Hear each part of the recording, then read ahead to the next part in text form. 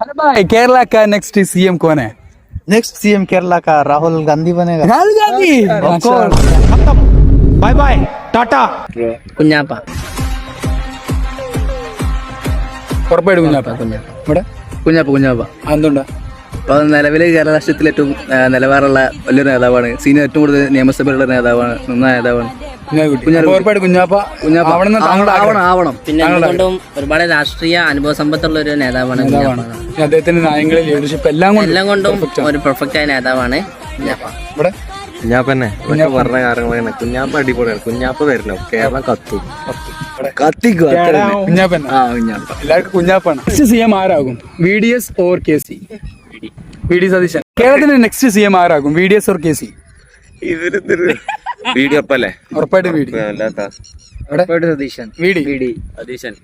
എന്തുകൊണ്ട് KC ഇല്ല?